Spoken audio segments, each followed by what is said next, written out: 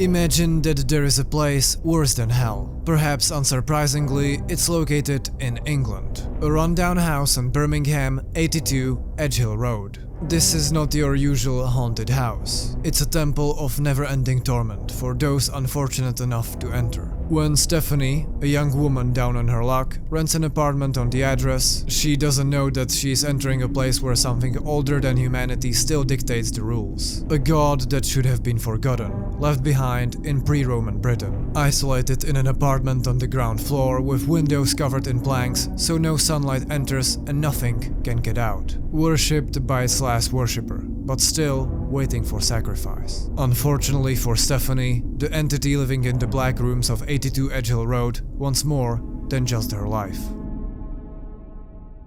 If you've seen the not exactly frightening Netflix adaptation of No One Gets Out Alive, you might not believe me. You might not believe that the book the movie borrowed the title from is the most despair-inducing piece of fiction I've ever read. I wouldn't blame you. I have watched the movie first and found it average at best. My experience with The Ritual taught me that Adam Nevill's book can't be adapted very accurately. In Ritual's case, that's a good thing. Both the movie and the book are different but amazing in their own right. When it comes to No One Gets Out Alive, I'm just not a fan of the movie. It appears to be a completely different story. Before I get to what the book is about, a warning. As I see it, this book is divided into two parts. In the first part, the main protagonist is subjected to man-made horrors, and her mind gets already pushed to limits of sanity. The book goes deeper into the supernatural in the second part, where it's revealed that whatever humanity is capable of, there is an ancient evil that's way worse. Somehow, the already terrible situation gets even darker. You are watching a horror video, so prepare to be disturbed. Though I do promise that there won't be any jump scares. The main character, Stephanie, is a girl with not much luck in her life. At one point, things seemed to be going well for her. She had a boyfriend and was studying psychology at university.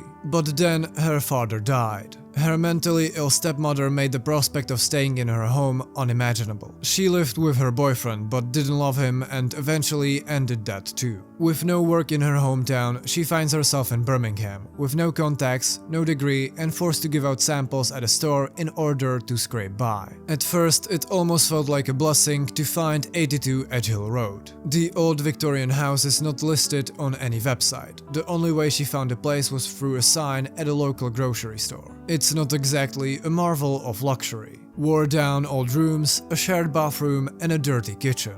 Apparently, the house only accepts female renters, which Stephanie takes as a positive in this price range. Hopefully, it would mean less weirdos. The real selling point is the price. £40 a week. Unbeatable and almost too good to be true. But she really needed the room, so she gave a deposit of £320 in cash to the landlord, Knacker. Knacker is an interesting character. As with many drug abusers, it's difficult to tell his age. His body is shaped by meth into an unnatural leanness. He dresses like a chav and lives on the 3rd floor. He describes his life as follows. All over, been all over. Me. Like to move around, yeah? Spain, you name it. Been everywhere, me. Done it all. Stephanie is prepared to make it work. It's not like she has any other choice anyway. But there is something off with the house. The most obvious problem is that there is no sight of the other tenants. There are more than half a dozen apartments, yet the only person she saw is Knacker. Only the crying in what appears to be the next room, behind Stephanie's fireplace, assures her that there are other women.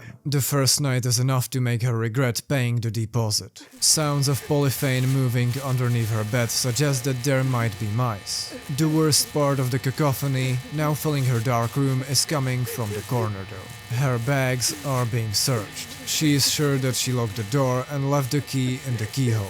The only way to get in is through the window, but it's the 2nd floor. She slowly reaches to the bedside table, searching for the switch of her nightlamp. The slight motion makes the bed creak and the sounds of rummaging through her luggage stop. Stephanie freezes in place. Suddenly, there's silence. Only for a split second though. Whatever is in her room starts making its way to the bed. She desperately searches for the switch and shrieks when she feels the weight of someone sitting down next to her legs. Once she finally turns the lights on, there is no one inside the room. Stephanie used to not believe in the supernatural, but the encounter with the presence was so vivid that she can't imagine spending another night in the house. A strange female voice coming from underneath the bathtub convinces her that her first night wasn't an exception. In the evening, Stephanie decides to finally confront the landlord and asks to get her deposit back. Initially, she's confident, trying to lie about getting a job in a different city. Knacker sees right through. If there is one thing to know about Knacker, it's that arguing with him is pointless. He won't ever back down. Everything he hears gets turned into an attack against him personally. The freezing cold, how dare she complain? The house is his family's inheritance. The light switches that go off after 10 seconds to save electricity? She's lucky he took her. He even tells her that he forgot about the advert for the room and had only taken pity on her. One thing that's especially off-putting about the conversation is that Knacker doesn't want to just keep the money. He wants her to stay. Whenever he's not boasting about his successes, he's belittling Stephanie, making her believe that there really isn't any other option for her. In the end, the spat was for nothing. She's not getting her deposit back. Her neighbor on the opposite side of the hallway starts crying that night. Stephanie hasn't even seen her yet, but heard her walking up the stairs and smelled her perfume. Feeling empathetic towards another lost girl in the awful building, she knocks on her neighbor's door and asks if everything is alright. She gets no reply. Instead, the woman on the other side starts talking in what Stephanie assumes to be Russian. Maybe to a phone, maybe to herself, still sobbing. Doors open below. Somehow, whoever is entering manages to produce a stench so potent that it reaches the second floor. A stench of an unwashed, drunk man. Quick, heavy footsteps start making their way up the floor, and Stephanie rushes back to her room, locking the door just in time. The man outside stops in front of her apartment. She is relieved upon realizing that his target is not her, it's the girl across the hallway. Doors open and for a couple minutes, the house is filled with the sounds of rough sex. Just what sort of a place did Stephanie rent? Once the creaking of bed stops, the usual sounds come back. Voices coming from the fireplace, fingers seemingly pulling at polythene underneath her bed, and some sort of a presence in her room that goes away when she turns on the lights. When Stephanie comes home from work the following day, she is already determined to leave and find another place. But Knacker surprises her with a new room on the first floor he and his cousin had recently fixed. It's in much better shape and she agrees to spending one more night. After all, she has less than £200 to her name. When trying to bring up the voices in the rooms above, Knacker takes offense. According to him, there were dozens of calls regarding this newly renovated room. If she doesn't want it, that's her problem. Apparently, there are 2 new tenants moving in. The place is getting busy. You might have noticed that this contradicts his earlier statements about only taking pity on Stephanie and no longer actively looking for customers. The communal bathroom is odd and freezing cold. Almost immediately, as Stephanie submerges herself in the hot water, she starts hearing the voice underneath the bathtub. What is my name? It keeps repeating. Other sentences are unintelligible, and when it breaks into sobbing, Stephanie starts crying as well, overwhelmed by the collective sadness this house seemingly possesses. The grim sensation that occupied the physical space of the bathroom did not belong to her. With what presence of mind she retained, Stephanie was certain of this. The tangible misery of the room was contagious, unnatural, and fast-acting. The house comes alive at night. Doors open and close. Women weep in locked rooms, but there is no sight of them. The only girl she has seen so far was smoking a cigarette in the garden, but disappeared before Stephanie could initiate contact. She dreams about the woman underneath the bathtub, about how her body rises from the corner of her bed, wrapped in polythene, naked and decomposing. It asks again, what's the time? When she comes home the following day, the reader gets finally introduced to Knacker's cousin. At first, Stephanie thinks it might be another spectre. The 7-foot-tall man rests his head on the door at the end of the hallway, as if he was listening to what's going on in the ground floor apartment. He notices Stephanie and gives her a long stare. There is something off about the man. He stinks, his clothes are dirty and his face is rough. His glaze and subsequent laugh fills her with so much anxiety that she proceeds to retreat back to her room on the first floor. In comes Knacker with a bottle of wine and 2 glasses. A housewarming party. Stephanie is obviously not comfortable with the man forcing himself into her room, but Knacker quickly dismisses the idea, stating she's not his type. He continues to speak about his successes and victories, indirectly reminding her that while she has nothing, he has a house and a lot of money. Again, he gets offended when asked about the other tenants. But before she can get scolded, the cousin enters the room, scaring both of them. His name is Fergal, and he proceeds to take a chug straight out of the wine bottle. Knacker tries to play it off as a joke. Classic it is, cheats everyone up. When we was in the scrubs Fergal turned and thrust his face close to Knacker's. "Shut it," he said in a slow, deep voice. Knacker did. He must have been 10 years older than the younger man, but was clearly intimidated by Fergal. And Knacker now tried to maintain his smile, as if to drag his confederate back into camaraderie, while proving to Stephanie that it was all harmless roleplay. She wasn't fooled, and not even Knacker seemed as menacing or problematic anymore compared to the younger man. There was something terribly wrong here, with them being here, not just inside her room, but inside the house. She watches as the two men sit on her bed, with Knacker desperately trying to continue the conversation. When Fergal starts rolling up a cigarette, she asks them to leave, to no avail. It takes Knacker a lot of convincing to get his cousin moving.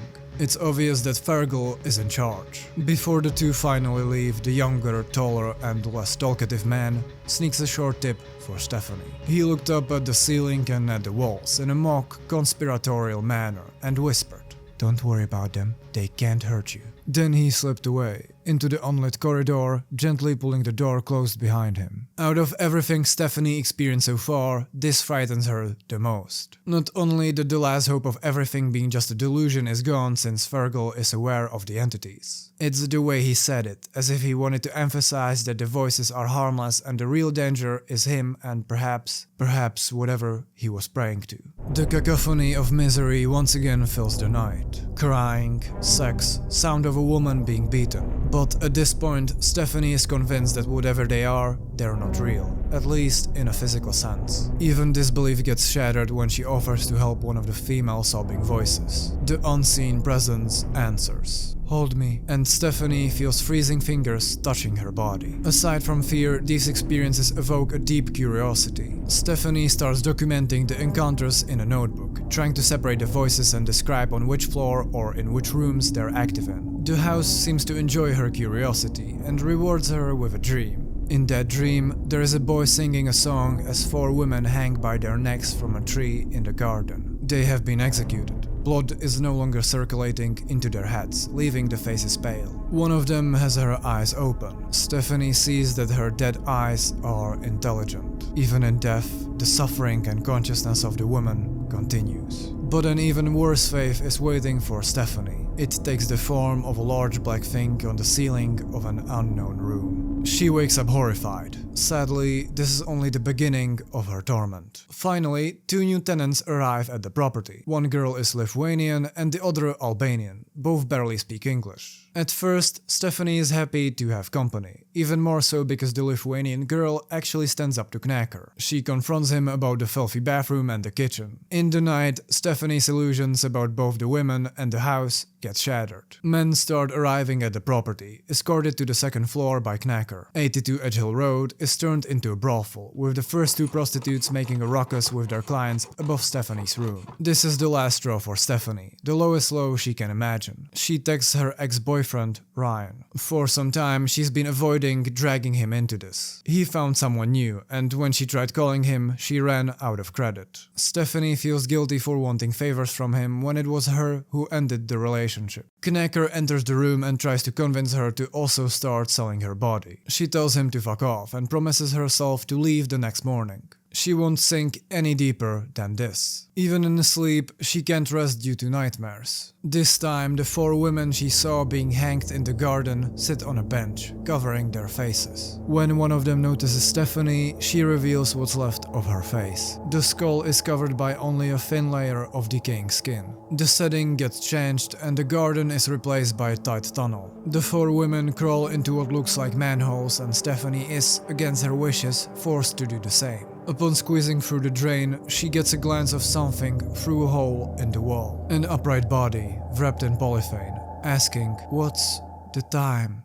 Stephanie wakes up and notices a message from Ryan. He can't let her stay at his house, but still has enough feelings towards her that he is willing to bring her money for a new deposit elsewhere. She plans to spend some of her last money on a hotel. She can't bear the thought of another night on 82 Edgehill Road. The more she reflected on the previous night, the more she believed she had been witness to a phenomenon both contagious and in full swing. An energy that had developed an awful momentum in the first floor corridor and inside each room, branching off it, in turn producing a force of attraction that connected the first floor to something far worse. Something that occupied the ground level, summoning whatever was down there to produce an unmistakable stench of decomposition. Or so it seemed to her now that she was awake. But Knacker isn't done with her yet. He makes her an irrefusable offer. He will return her the deposit if she helps him with paperwork. Stephanie notices that Knacker is illiterate, and all the mail is for a certain Bennett, a name she heard a couple times mentioned by both Fergal and Knacker. The paperwork is mostly related to unpaid bills for water, electricity, heating, etc. Stephanie thinks that, perhaps, she can try and leave with both her sanity and her money. While walking to the tax office, she gets escorted by Knacker. Both the Albanian and the Lithuanian prostitutes are now screaming from the window. Knacker says that he had to borrow the money the girls made the previous night. He also took their phones, and Stephanie comes up with a plan. Upon returning, she wants to pack her bags, leave, and call the police. It's naive thinking. This was her last chance to escape. What's to come? She should have ran and never returned to Edgehill Road. Within seconds of Stephanie and Knacker entering the house, they noticed the solitary door at the end of the ground floor hallway. It was open. Their shock brought them to a standstill. "The fuck?" Knacker said. Stephanie panicked, as if the lightless entrance was a symbol that something terrible, something even worse than the current owners, had been set free inside the building. Fragments of dreams came to life and filled her skull. A sad, pale female face, its blue eyes open and full of horror and despair. A brick tunnel. A little wooden box. A table in a black room. Candles. Polythene. She aims for the luggage, but Knacker stops her, saying that he needs her for another week to sort out all the paperwork. She doesn't comply, and once he notices the phone in her hands, he snatches it away. She is told that the rent on the room just went up. She will have to start earning money, with either paperwork or her body. No more leaving the house. As if things couldn't get worse, the Lithuanian girl screams from the first floor. Fergal killed the other prostitute. Knacker is as scared as Stephanie. Everything is escalating way too quickly. When Fergal enters the room, clothes covered in blood, Stephanie realizes just how bad the situation is. The younger man isn't satisfied with Knacker's supposed gentleness with the girl. To demonstrate how things will work from now on, he gives her a beating and threatens her with a bottle of acid. If Stephanie doesn't listen, he will burn her face off. She spends the day crying, locked in her room as the sounds of the Lithuanian girl being put back to work echo through the house. Stephanie knows why they didn't kill her yet. They want to break her resistance. But Stephanie would rather die than become a whore. Her first attempt is to convince Knacker to help her escape. She promises to keep quiet about his role. At the end of the day, it was Fergal who committed murder. Though she is entirely sure that the Albanian isn't the only woman that died in that house. Knacker is visibly shaken by the situation but rejects her proposal. Not out of loyalty to Fergal but out of fear. After yet another night of voices trying to drive her insane, Stephanie is woken up by Knacker. It's time for her first client. But she has one last trick up her sleeve,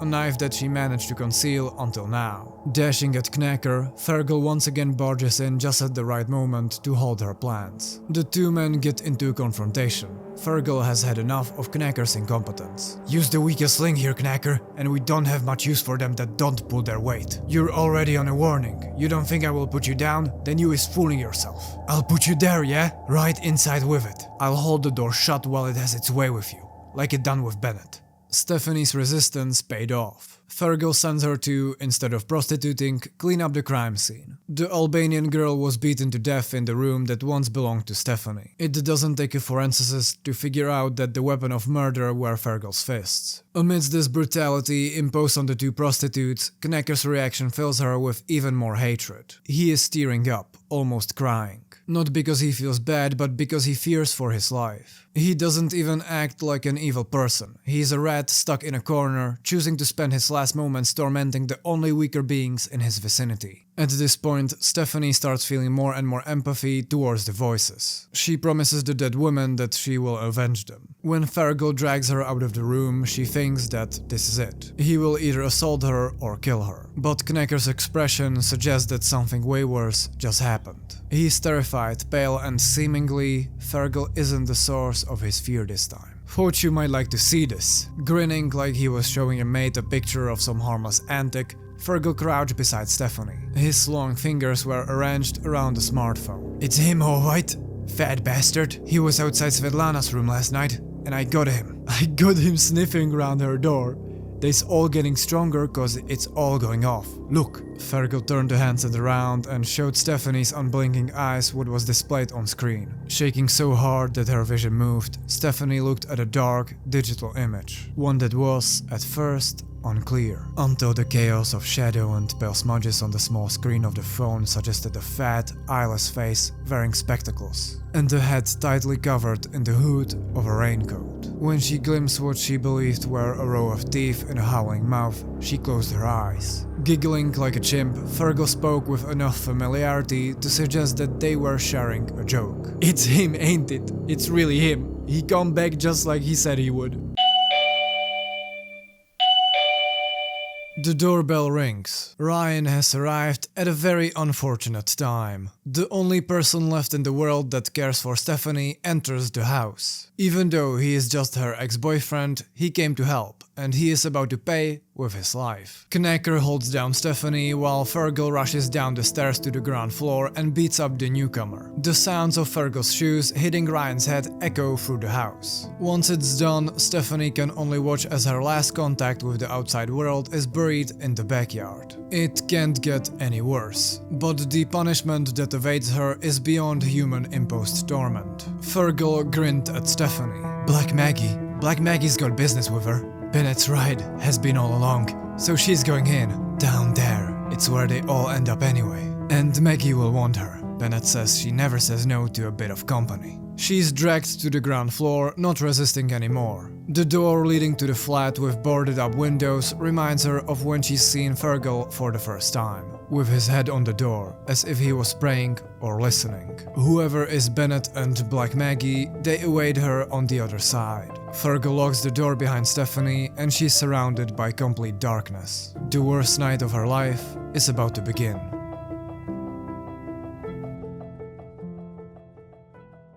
At first, Stephanie manages to keep calm and analyzes the situation. In the complete darkness, she can only rely on her touch. Judging from the equipment, she is in a kitchen of the ground floor apartment. She gets a hold of a knife, a screwdriver, a single candle, and a matchbox. She chooses not to investigate the doors to the next room, and instead lights a candle by the window. All windows are covered by planks, with curtains blocking the small gaps in between the wood, so no sunlight gets in. As she starts unscrewing the planks, a sound comes out of the neighboring room. A chair being scraped across the floor, and then something falling onto the ground. The flame of the candle goes out, and she desperately tries to keep cool as more bumping echoes through the flat. Lighting another match, Stephanie hears an even more distressing noise. Whatever is active in the next room, it has reached the door. It sounds like a horse trying to breathe through a wet towel. It lets out a wheeze that suggests fear.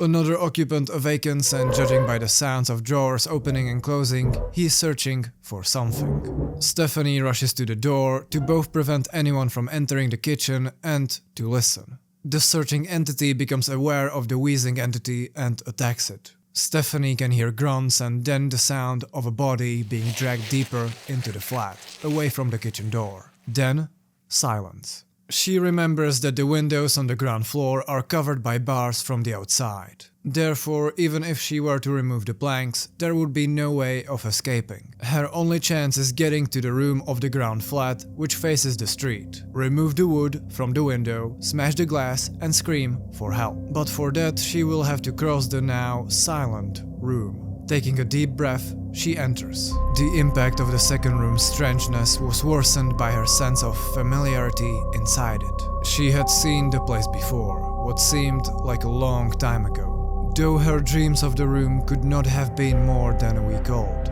Time and space, the dimensions and certainties of reality, seem to command a position as contemptible and forsaken as her own status inside the building. The space is dominated by a dining table with 4 tucked chairs. On top of it sits a wooden box with its contents covered by a purple curtain. This was a tomb. A mausoleum with brick walls painted black, a chamber that both existed in a terrible past and also now. Her assumptions of its nature were instinctive. A door, an entrance, a way in. The purpose behind the room's design suggested the obscene, the unholy, the inhumane. Nothing would ever be able to cleanse the space or its blackened walls. So many terrible things have been absorbed into the room, and it could become alive with them at any time. The room was charred by an evil she could not even recognize as human. It had been fashioned by someone, perhaps with the help of something from somewhere else. As Stephanie makes her way to the other side of the dining hall and prepares to enter the next room, she smells the unmistakable stench of decomposition. A figure stands up next to the table, struggling for balance, illuminated only by the dim candlelight in Stephanie's hands. It's wrapped in polythene, but the plastic reveals just enough to make out a black rotting body with almost no flesh separating the bones from its dying skin. The doors to the third room open and something enters the dining hall, crawling on the ground. It resembles a human, but its hands end at the elbow. The horse-like sounds Stephanie heard earlier were the result of this strange thing. A plastic pipe sticks out of where a mouth once was, making every breath visibly difficult and painful. Whatever it is, it's uncomfortably fast for something without feet or hands. As soon as it notices Stephanie, it starts crawling towards her. She climbs on top of the table, but the candlelight goes off in the process. Horrified and screaming, she starts slashing her knife aimlessly, hoping to repel the entities. Finding the edge of the table with her touch, she makes a run for the third room, enters it and shuts the door behind her. It takes her a minute to calm down and light up another match. The candle reveals that she is now in a bedroom of sorts, dominated by a large 80s style bed. A bed that is, to her horror, occupied. The corpse on the bed has eyes wide open, or at least what's left of them. Long brown teeth with lips pulled back in an honest smile. She knows this face from the photo Fergal showed her. It's Bennett. Stephanie gets to removing the first plank from a window that faces the street. But the screws are so tight that it proves almost impossible. She can hear a car passing by. In frustration and panic, she bangs at the wood and screams for help. No one answers. When she turns around, Bennett is upright, in his bed, visibly excited. She rushes back to the dining hall, putting all her weight on the bedroom door. Bennett is pushing on the other side, breathing fast, aroused. She sees that the chairs are prepared for a feast, and the wooden box on the table is now playing music. Something inside of it is banging on drums. Stephanie desperately tries to spark a match. Something not wrapped in polythene, something heavy and yet soft, was moving through the darkness that engulfed her. Whatever produced this oscillation, this sliding, was concealed by the broad drapery of the black tablecloth. A small mercy, and one she was sure would be short-lived. The curtain in the box remains closed, but in the dim light of her match, Stephanie notices a black shape rising from underneath the table in a serpentine-like manner. The lower part of its body appears snake-like, while the upper part suggests something mimicking a human. Dozens of voices call out Stephanie's name, the large black thing being among them. The drums start beating faster and faster. The light goes out and she feels the darkness being more than just absence of light. It fills her lungs and her mind. And then she finally manages to light up the last match left. In the air, near the ceiling, a pair of small white eyes, inside a face she was glad she could not see, closed. But when the head slowly moved down and towards her, as if to investigate her presence, it shook what might have been hair with an emotion that resembled joy. Just barely, Stephanie manages to make it to the door and get back into the kitchen. The confrontation with Black Maggie deprived her of the last bits of hope. She wishes for death, for the comfort of nothingness. But then she gets reminded of Bennett, who is most certainly dead, and the cries of the women all around the house. The real horror comes from the fact that even in death, the torment wouldn't end. Her last wish before passing out is simple, for Knacker and Fergal to suffer as well.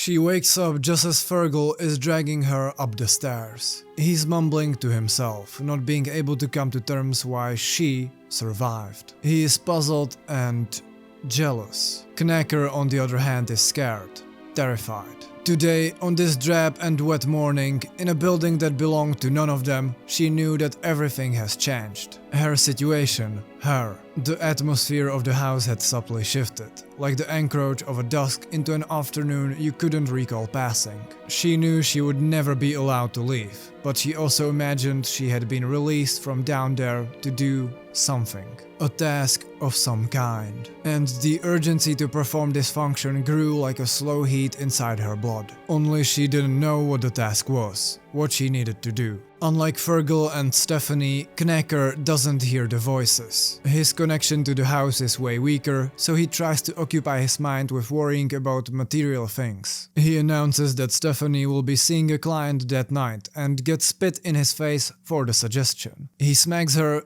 but she doesn't flinch. She is no longer afraid of him. How could she after what happened in the black room? They chain her up to a radiator. Fergal instructs Knacker to look after her while he goes to the store to buy more polyphane. Once he's outside of hearing range, Knacker breaks down. He is afraid of both the Black Maggie and Fergal. When asked about Bennett and the thing in the ground floor flat, Knacker explains. Bennett was the previous owner. When Knacker and Fergal met him, he was in a similar state as Fergal is now, refusing to bathe, stating that the unclean are pure. It's unclear what Black Maggie is and how it came to Edgehill Road. Knacker shuddered and scratched at his arms, under his sleeves. Was already in here, like, when his mom and dad bought the house. Something bad had been in the house for a long time. Bennett used to say that. This ain't my house, he'd say. Weren't my mom and dad's house either. Don't matter whose name is on the deeds or who inherited that, he always said this place belonged to the Maggie.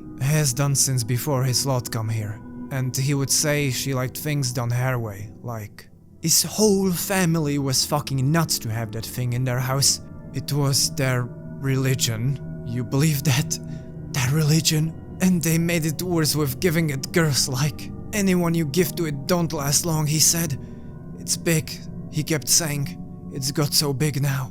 Bennett became weak with cancer. Once Fergal was the strongest human in the house, he inherited the mantle. Now it was him who was hearing voices. When Bennett died, they gave him to the thing below. He should be dead, but he's still roaming the hallways. Stephanie feels no pity for Knacker. She tells him that the polyphane Fergal went to buy is most likely for both of them. The afterlife for those on 82 Edgehill Street isn't pretty. It's just about the worst fate imaginable. But she has seen what it looks like, and is ready. Knacker is not, and what comes after death will break his mind. Turns out, Fergal didn't go to the store. He was listening in on the conversation and determined that Knacker's loyalties aren't sufficient. The younger, taller and stronger man breaks Knacker in an especially brutal way, disables him with his own hands, makes sure that from then on he will only have one functioning arm, and finishes by smashing his head into a mirror. When Fergal leaves, dragging his friend with him, Stephanie hides a shard of glass under the bed. By all means, this is supposed to be her last night. Fergal announces that tomorrow she'll die. On her 9th day on 82 Edgehill Road, a bruised, disabled husk of a man enters the room. Knacker is supposed to kill Stephanie, while Fergal takes care of the Lithuanian girl. He gives her two choices. Either he will burn her with the acid bottle, or she can suffocate herself with a plastic bag. Even now, he's still presenting himself as a good guy, going out of his way to make it quick for her. She accepts the bag and pulls it over her head. Knacker isn't stupid. He knows she's planning something and gets behind to strangle her. Stephanie turns around and puts her hand into his mouth. Before he manages to bite off her fingers, she clenches her fist and puts a thumb on the bottom of his jaw. Her long nails go right through Knacker's tongue. With her other hand, she puts the glass shard deep into his throat. Bleeding out on the ground, he desperately tries to reach for the acid bottle, but to no avail. Stephanie takes hold of it and pours it on his crotch. A fitting death for a pimp. She gets his keys and phone as well as some leftover acid. The Lithuanian girl is screaming upstairs. In a manner untypical for horror, Stephanie is smart enough to call the cops first and then go help. She makes her way to her old room. The prostitute is strapped to the bed, getting choked by Fergal. From below the mattress, the all too familiar sounds of polyphane can be heard. Fergal's reaction to Stephanie's entrance isn't anger. His reaction to whatever had bustled into his mind next so surprised Stephanie that she hesitated. Fergal's face screwed up and he began to cry. "You ain't having her, you ain't having her, she's mine!" By that, he didn't mean the Lithuanian girl. No, he meant the Black Maggie. Fergal tries to get a hold of Stephanie but instead gets his face burned off by acid. Screaming and trying to clear his face, he barges out of the room and down the staircase. Soon enough, police sirens start wailing outside the house. 3 years have passed by. There is no more Stephanie, she changed her name to Amber Hare. When Stephanie walked out of that house, she was a prime suspect for what happened. There was no sign of Fergal or the Black Maggie. Both the man and the box disappeared. The only trace left was an assaulted nurse that was forced to treat Fergal before he presumably left Birmingham. The press didn't bother with a trial. It was all very obvious. A prostitute that took revenge on her pimp in a very brutal manner. She nearly tore out his tongue and burned his genitals. No one was interested in her side of the story, and even when she was found innocent at the court, it wasn't enough to clean her reputation. Then the marriage proposals started flocking in. The myths built around her sadism generated a large online following of men desperate for that sort of thing. It felt humiliating. All that suffering just to end up being fetishized. It took some time for Stephanie to convince the police to start digging. But once they did, more bodies were found. Some in the backyard, some in the walls. The voice that spoke to Stephanie from the fireplace and from underneath the bathtub, those are the graves of women murdered at 82 Edgehill Road. All of them either local girls down on their luck or Eastern European migrants that went to the UK as prostitutes. A book and a movie based on Stephanie's testimony helped clear her name. But her insistence on supernatural phenomena was not welcomed by the public, the police, and the victims' families. "You saying that my daughter is not at peace? That she is still in hell? That she is still assaulting them? You are wicked. Wicked as he was. How could you? My Kelly, my girl, my little girl." Stephanie just couldn't stand all of it. The pressure and the nightmares. She needed to turn a new page and that's why she became Amber and left England. She spent her time on cruises. On the sea, she felt hollow. Hollow, but safe. Whatever deity was hiding in that house had no power on the ocean. But she was aware that this life is just purgatory, preceding her unimaginably cruel afterlife. That's why she eventually returns to Britain, to finish what was started long ago. The movie and the book made her a millionaire. She was able to afford a luxurious house with top-notch security systems. The company she hired went through the history of every person living in the town and found it as safe as it gets. She thinks that this might finally be a place to call home, after more than 3 years of not having one. It takes one night to remind her that she already has a home, whether she likes it or not. Amber is used to bodies wrapped in polyphane visiting her dreams. But this nightmare is different. It's way too vivid. She can smell the decomposition, the old wallpapers, and the bodies. This is the stench of 82 Edgehill Road.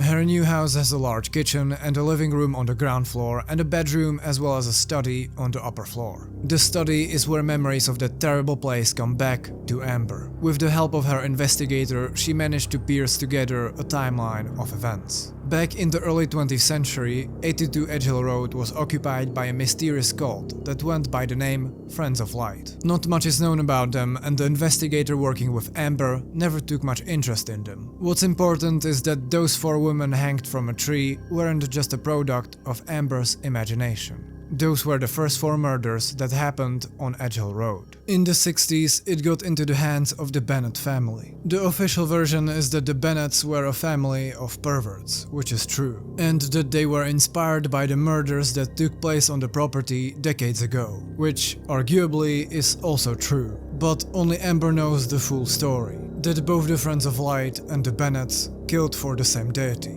The old Bennett killed his own wife and gave her to the Black Maggie. After that, he started running girls through the place. The brothel was known to be extreme and very profitable. Eventually, after old Bennett died, Bennett Jr. took over. Many migrant girls from Eastern Europe were sex trafficked to 82 Edgehill Road. But Bennett Jr. wasn't as capable as his father. He spent a lot of time sitting in jail for assaults against women, mostly sexual. Behind bars he met Knacker and Fergal, who became his partners in crime. And the rest? Well, Amber lived through it. And initially she wanted to let it be history, but as the dust on her brand new stare indicates, Edgehill Road will follow her wherever she settles. At the edge of the property, on a hill, she sees a tall man. She is fully convinced that it's Fergal, waiting to be invited for a housewarming party. It doesn't take long for her to start hearing him in her bedroom as well. Terrified, Amber calls the only person she trusts, Josh, an older gentleman who handles her security. He is a busy man. His clients include the ultra-wealthy and ruling families of both the UK and the Gulf countries. He's the best in his field, that's why Amber hired him. But even though he became her best friend and filled the position of her dead father, he still struggles to believe the paranormal angle. Josh was also struggling to comprehend how a subliterate career criminal, well over 6 foot tall, with limited resources, with filthy clothes and hands covered in blood, with no known friends in the West Midlands, with half his face burned away by concentrated sulfuric acid, could have stayed hidden for 3 years and left no trace of his whereabouts. Aside from the body of the accident and emergency nurse he had followed home and forced to treat his injuries, before he throttled her to death with her own tides the day after his flight from that place. When Josh arrives, he finds nothing.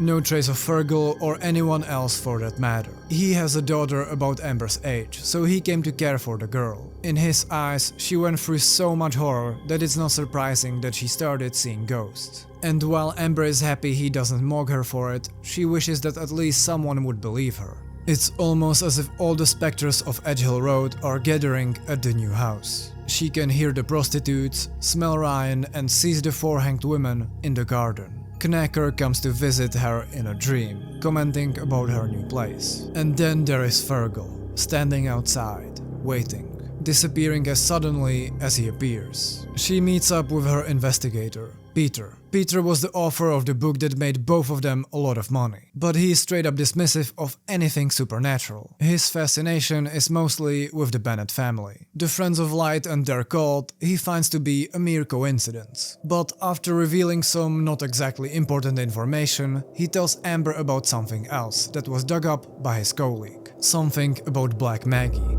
And George's notes are at the bottom, here we go. In the song, 4 maidens, probably low-born virgins, we can only assume, were restrained and deflowered in honor of a pagan deity, known as Black Maggie in Tudor times, though the practice probably never survived the 15th century. A song about the rite was still sung until the 1800s in some counties. The fact that this was even added to the files by his colleague is humorous to Peter. At the end of the day, the Friends of Light were devout Christians. But for Amber, this is not a joke. This is finally learning about what she came face to face with. A god that was given sacrifices, so the harvest was plentiful. 3 days later, she starts noticing the physical changes to the house. The dust is unstoppable. You took her back to the green grass, the harvest, to the country. Took her from the city, from out of the darkness. And you carried her back here. You are a carrier. She slowly realizes that there wasn't anything special about 82 Edgehill Road. It could happen anywhere, as long as Black Maggie is invited. So maybe the building had been a prison, a place of exile for something older than the house, even the city. The house was a place it had scrabbled back into when called a temple, perhaps called upon innocently and inadvertently by those idiots of light. Had they invited something back to twist the minds of the simpletons that occupied its tomb?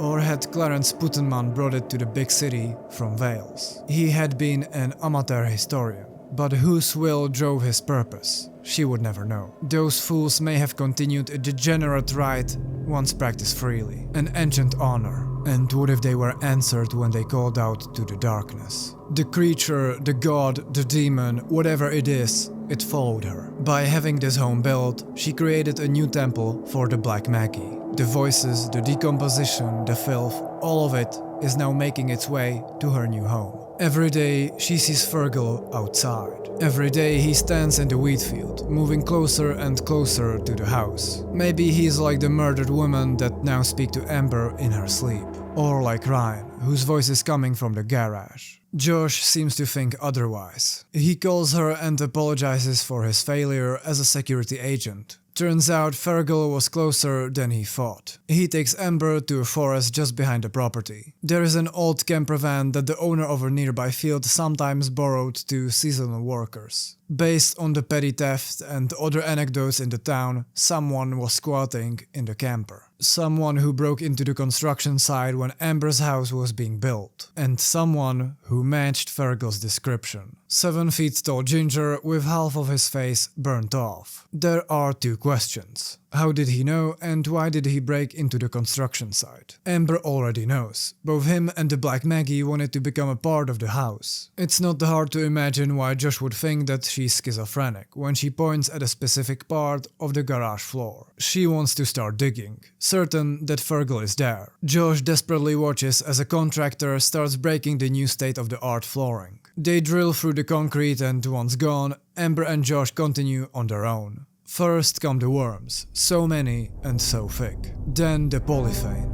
A grave is uncovered. A tall man wrapped in plastic, holding a box. Amber prepares the gasoline. She intends to burn everything. It's the only way to end it. Josh opens the polythene, which reveals Fergal. He's dead. He buried himself alive underneath the concrete. Became part of the house. Amber warns Josh to not touch the box, but he doesn't listen. Oh God, it's a child, Josh said, as if to augment her shaky comprehension. The brown leathery flesh of the tiny arms of the thing in the box suggested that they were dry and had been preserved at some time. Stick-like arms either side of elbow joints no bigger than dried dates, ended in hands too finely detailed with little digits and fingernails to be fake. A round wooden object, like a wooden bowl, was clutched by the small, withered hands. A drum skinned in dark leather or hide. The little body was clad in what looked like the once white but now filth-smeared dress of calico or lace, made for an infant, like an old-fashioned christening dress. This is why even after the brothel was demolished and the bodies excavated, the murdered people still remain tied to the Black Maggie, because it's made of human parts. Teeth, fingers, skin or hair were removed from the victims and added to the Maggie. At that point, Josh starts seeing the specters too. Amber tries to explain that they aren't real, but the old man has decades of instincts built during his military service. He takes out his gun and aims it at where he saw a woman appear. The thing in the box opens its eyes. Josh is too preoccupied with the ghost, so it falls onto Amber to take the box outside. Every footstep gets heavier and heavier. The garden lights up. The motion sensors detect movement. Suddenly, the garden is full of life. Just behind the fence, a whole crowd of people starts gathering. Too many figures to have been sacrificed on Edgehill Road alone. Fergal, Knacker and Bennett are grinning at Amber from the patio, awaiting her in the afterlife. But she doesn't give up and doesn't let the voices inside her head. The baby in the box starts crying. It's lonely, it wants company, and it doesn't want to die. As she sets it on fire, the cries morph into bestial growls. And finally, they stop. The house is demolished. Fergal's body is burned. Ashes are scattered. And Amber gives up on the land and chooses a life at sea. Because as far as she knows, whatever humanity shares the planet with, it can't swim. If you've seen my ritual video, you might already be connecting the dots, because the deities at the center of both books share a lot in common. They are powerful beings, once worshipped by many, but now forgotten and isolated. They aren't causing Armageddons, but for those unfortunate enough to enter their realm, they become a source of terror and suffering. A dying god desperately grasping onto its last worshippers. This book is probably the most terrifying piece of fiction I've ever read. I already talked about why, while I love Lovecraft, his style of horror just doesn't scare me. A lot of cosmic horror feels very impersonal. And for some people, that's precisely the terrifying part. For me, it's the opposite. Black Maggie is as personal as it gets. It's a tribute built from physical remains of people sacrificed to the deity. While a part of me would love for Nevill to explore its history, the pagan worshippers and the cult, I understand why he chooses not to. Because wrapping its past in a layer of mystery strengthens the fear of unknown. While Stephanie wasn't as relatable of a character to me as the main protagonist of Ritual, it was still an amazing choice. The book makes you feel really bad for the woman. No One Gets Out Alive has a long start, but it serves a purpose. It's about constantly escalating the situation. She already starts at the bottom but slowly descends into deeper and deeper hell.